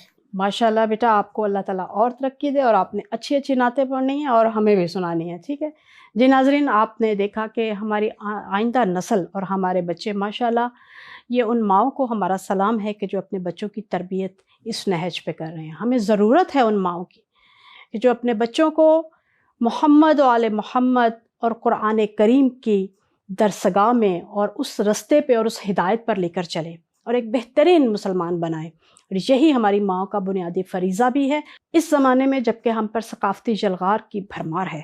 ماؤں نے اپنا فریضہ انجام دیا تو انشاءاللہ آج کے دور میں بھی ہم ان تمام ماضی کی اور تاریخ کے وہ ہیرو جو مسلمانوں کے ہیرو تھے وہ آج بھی ہم بنا سکتے ہیں. ناظرین یہاں ہم چلتے ہیں ایک چھوٹے سے سیگمنٹ کی جانب. کہیں مت جائیے گا. ملتے ہیں سیگمنٹ کے بعد.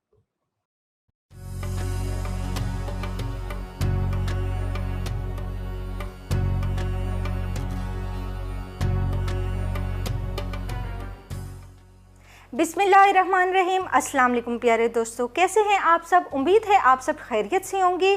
اور آج اس روحانی محفل کے اس قرآنی قصے میں ہم جس مبارک ہستی کا ذکر کرنے جا رہے ہیں انہیں آدم ثانی بھی کہا جاتا ہے، یعنی دوسرے آدم. حضرت نوح علیہ السلام کو آدم ثانی اس لیے کہا جاتا ہے کہ طوفان نوح میں سوائے کشتی نوح میں سوار ہونے والوں کے تمام جاندار ڈوب گئے تھے. دوبارہ انسانی نسل آپ اور جو آپ کے ساتھ بچ گئے تھے ان سے پھیلی تمام نسل. حضرت نوح علیہ السلام کے 4 بیٹے تھے. ان کے نام اس طرح سے ہیں: حام، سام، کنعان، یافس. جو کشتی میں سوار نہیں ہوا اس کا نام تھا کنعان. کشتی میں سوار ہونے سے انکار کیا اور اس طوفان میں غرق ہو گیا. باقی 3 فرزند اور ان کی بیویاں کشتی نوح میں سوار ہو گئے تھے. آپ کی کشتی میں 40 مرد اور 40 عورتیں تھیں. شاید اسی وجہ سے جس جگہ یہ کشتی رکی اس جگہ کا نام سامانین بن گیا. سامانین یعنی 80. آپ کی 3 اولاد سے ساری دنیا میں انسانی نسل پھیلی. دوستوں آپ جانتے ہیں کہ حضرت نوح کی عمر 1000 سال سے بھی زیادہ، بلکہ کچھ روایات میں تو 2500 سال بھی ہے. اتنی لمبی عمر آپ سے پہلے نہ آپ کے بعد کسی کو ملی. آپ کی لمبی عمر بھی ایک معجزہ ہے. حضرت نوح علیہ السلام کو اپنی قوم سے بہت تکلیفیں، دشمنی ملی. آپ کی قوم بت پرستی میں ڈوبی ہوئی تھی. 950 سال اپنی قوم کو سمجھاتے رہے پھر بھی وہ بت پرستی سے باز نہ آئے. کچھ غریبوں کے اور کچھ جاہلوں کے علاوہ رتبے والے، پوزیشن والے، وہ اپنے اس ناپاک عمل کے خلاف کچھ سننے کے لیے تیار نہیں تھے. جبکہ اللہ سبحانہ وتعالیٰ ان کی بت پرستی سے دستبرداری پر ان سے وعدہ بھی کیا کہ اگر تم بت پرستی چھوڑ دو گے تو تمہارے گزشتہ گناہ بھی معاف کر دیے جائیں گے. یہاں تک کہ ان کو چھوٹ دی گئی کہ فوری طور پر نہیں تو کچھ مہلت لے لو اور آہستہ آہستہ اس کو چھوڑ دو، اور بت پرستی چھوڑنے پر تمہیں بہت ساری نعمتوں سے نوازا جائے گا. اللہ کو صرف جبار یعنی غصے والا سمجھنے والے کاش اللہ کی اس رحمت کو سمجھ سکتے. حضرت نوح علیہ السلام اپنی قوم کے سامنے اللہ کی ان تمام گفٹس کا ذکر کیا جو ایمان لانے پر ملنے والی تھی، لیکن قوم نوح پر کسی قسم کا کوئی اثر نہیں ہوا. آپ نے اپنی تمام کوششوں کے بعد جب یہ دیکھا کہ ان کی سرکشی میں کسی قسم کی کمی تو دور بلکہ اضافہ ہو رہا ہے، لہٰذا آپ نے بارگاہ رب العزت میں ان کی سرکشی کی شکایت کی اور کہا: اے اللہ، میں نے انہیں تیری طرف سے دی جانے والی ہر نعمت، ہر بخشش کا یقین دلایا، پھر بھی یہ اپنے غرور کے نشے میں اس قدر چور ہیں میری بات سننے کے لیے تیار نہیں ہیں۔ اپنے کانوں میں انگلیاں ڈال لیتے ہیں اور اپنے چہروں پر کپڑا ڈال کر اپنا منہ چھپا لیتے ہیں۔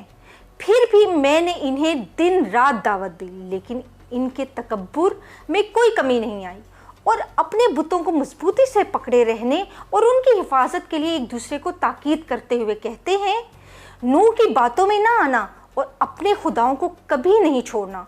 حضرت نوح علیہ السلام نے بھی اپنی تبلیغات اور لوگوں کو صحیح رستے پر لانے کی کوشش میں کوئی کمی نہیں رکھی۔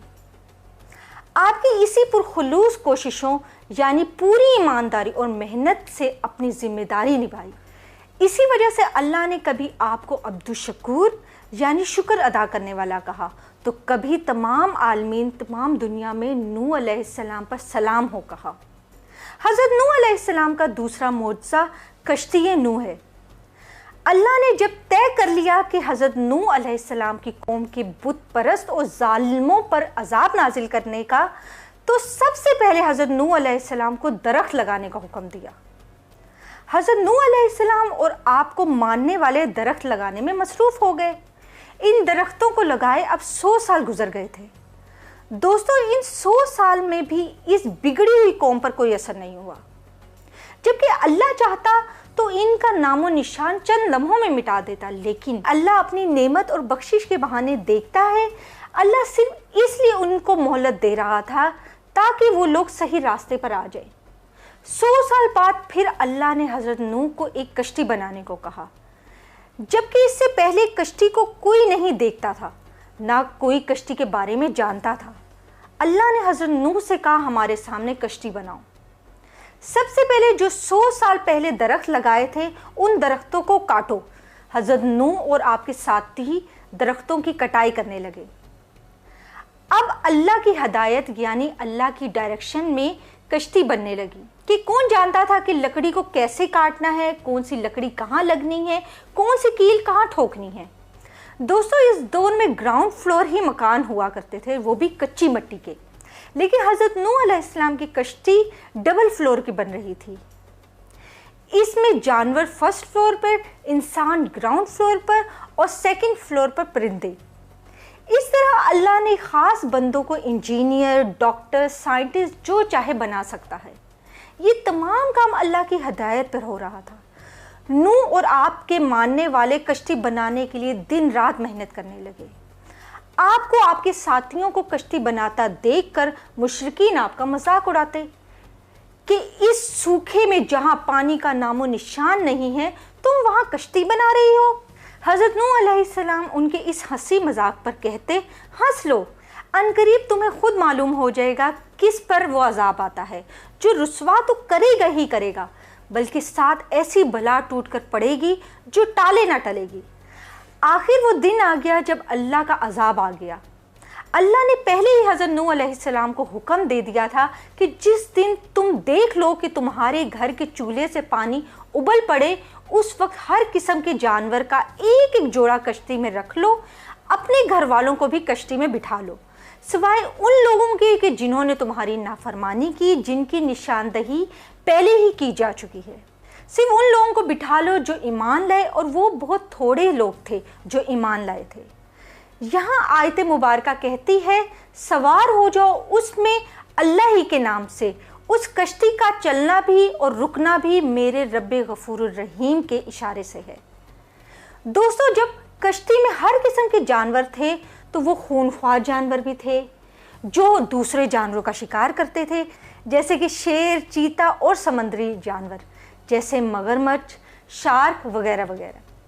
اب ان جانوروں سے دوسرے جانوروں کو کیسے بچایا جائے، کیونکہ کشتی نوح سلامتی کی کشتی تھی، اس میں جو سوار ہو گیا وہ بچ گیا۔ اب اگر ایک بھی جانور ایک دوسرے کو مار کر کھا جاتا تو پھر یہ بات قیامت تک کے لیے جواب طلب رہتی کہ نوح تو اپنی قوم سے کہہ رہے تھے کہ جس سے بھی بچنا ہے وہ کشتی میں سوار ہو جائے، یہاں تک کہ اپنی بیوی اور بیٹے کو بھی کشتی میں سوار ہونے کا کہا، جبکہ دونوں گمراہ تھے اور اپنی گمراہی میں اتنے اندھے ہو گئے تھے کہ کشتی میں سوار ہونے سے منع کر دیا اور ڈوب گئے۔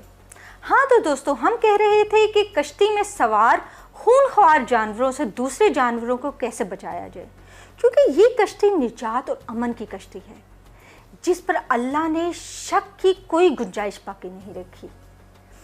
تو یہاں بھی حکمت پروردگار نے اپنی حکمت دکھاتے ہوئے تمام خونخوار جانوروں کو بخار میں مبتلا کر دیا۔ اس سے پہلے کبھی کسی کو بخار نہیں آیا تھا۔ تو دوستو اس مبارک قصے کو ہم یہیں پر روکتے ہیں۔ اس واقعے کا اگلا ماجرا ہم دوسرے ایپیسوڈ میں یعنی کہ کل آپ کے سامنے لے کر آئیں گے۔ آج تک کے لیے یہ ایپیسوڈ یہیں پہ مکمل ہوتا ہے، تب تک کے لیے اللہ حافظ۔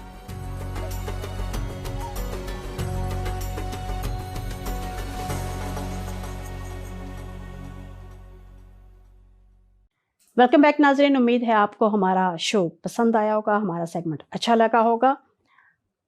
اس سیگمنٹ پہ جانے سے پہلے ہم گفتگو کر رہے تھے کہ ماں ایک درسگاہ ہوتی ہے۔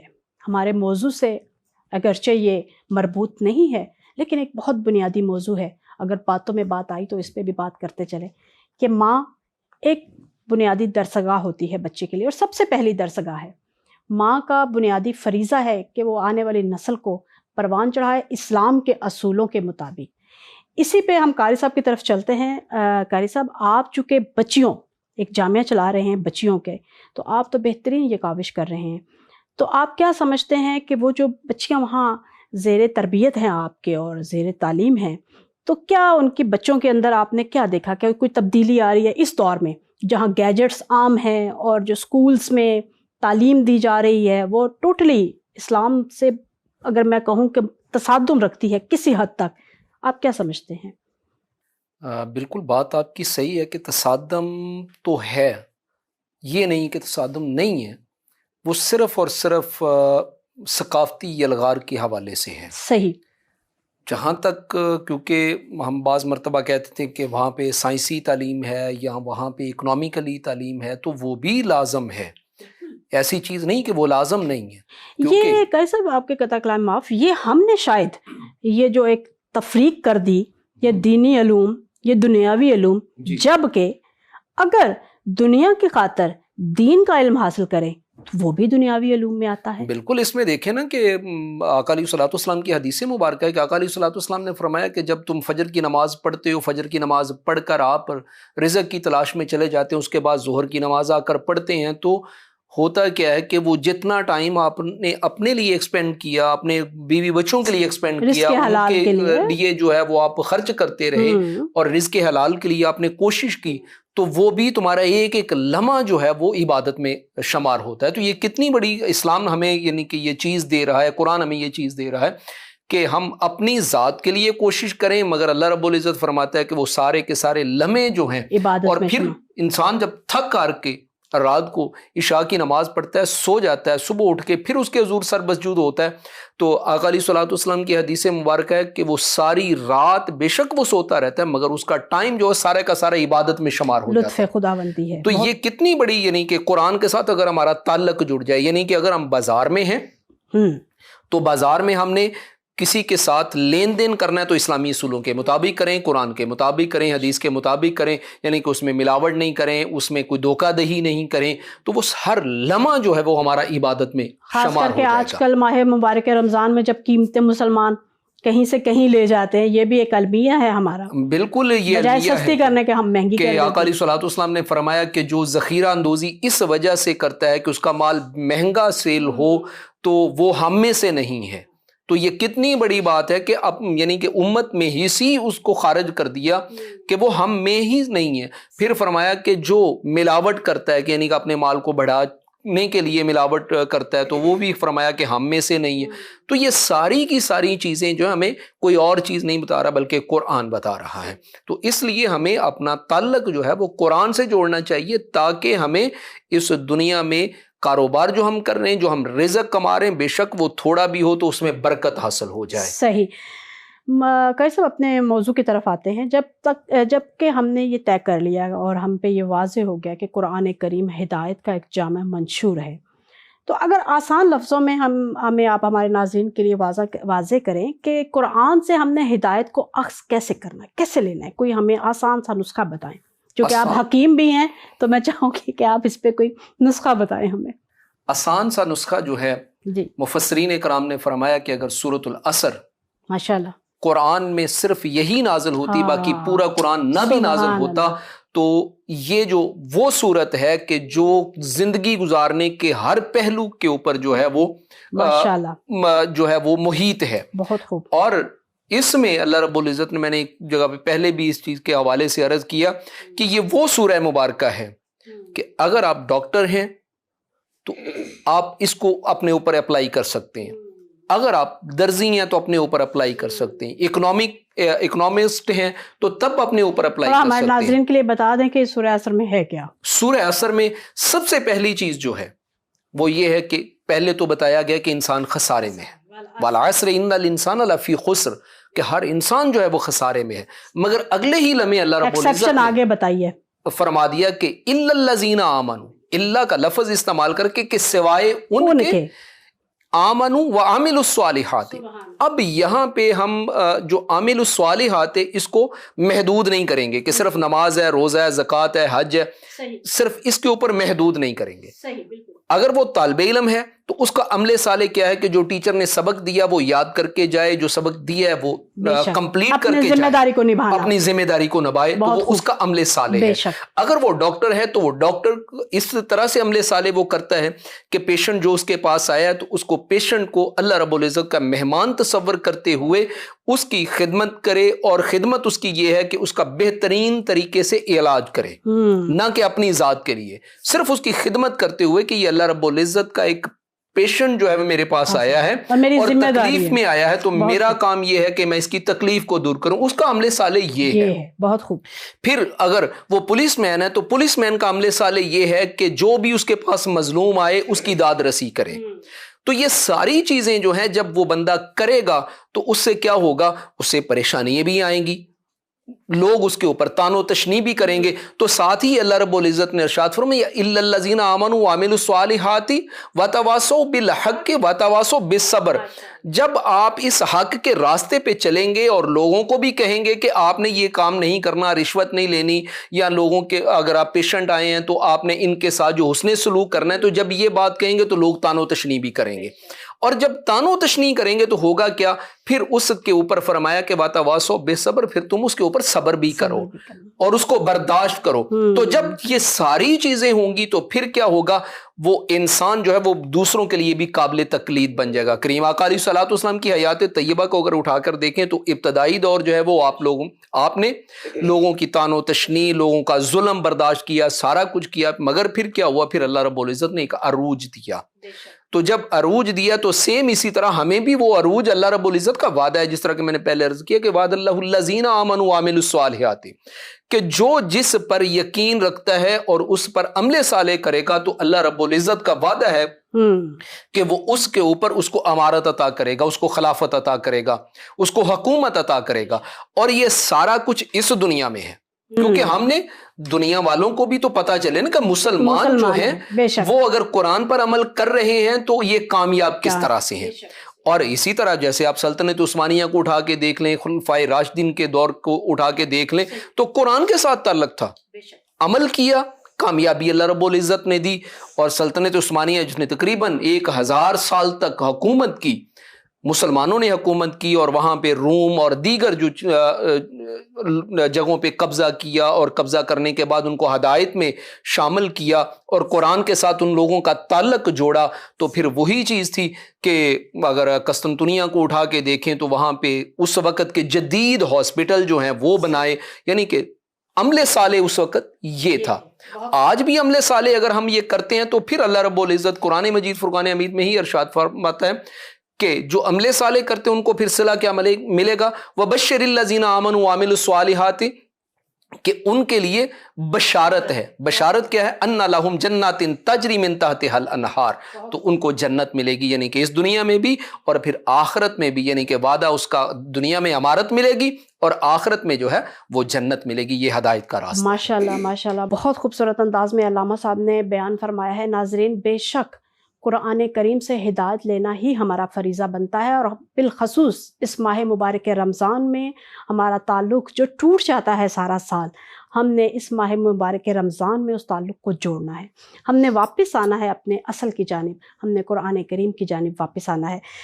علامہ صاحب، ہمارے پروگرام کا وقت ختم ہوا چاہتا ہے، ہم آپ سے گزارش کریں گے کہ ہمارے ناظرین کے لیے بہترین ماہ مبارک رمضان کا پیغام آپ پہ فرمائیں پلیز۔ پیغام میں اس بات پہ دینا چاہوں گا کہ اس میں سب سے زیادہ فریضہ جو ہے وہ ماؤں کو ہے، بے شک ادا کرنا پڑے گا کہ ان کا تعلق بچوں کا جو ہے وہ قرآن کے ساتھ جڑ جائے۔ میسج جو ہے وہ صرف یہ ہے کہ بچوں کا تعلق جو ہے وہ قرآن کے ساتھ جڑ جائے، اور جب قرآن کے ساتھ جڑ جائے گا تو امید ہے کہ جو آنے والا دور ہے وہ پھر دوبارہ جو ہے وہ مسلمانوں کی سربلندی کا دور ہوگا، کامیابی کا دور ہوگا۔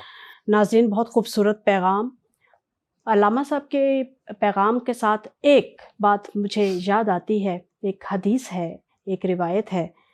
حضرت علی علیہ السلام فرماتے ہیں کہ آپ کے بچے اور ان کا ذہن ایک خالی کھیتی کی طرح ہے، اگر آپ سستی کریں گے اور اس میں بہترین علم اور مفید بیج نہیں ڈالیں گے ان کے ذہنوں میں اور انہیں خالی چھوڑ دیں گے تو غیر آ کے اپنے علوم کو اس میں داخل کر دیں گے۔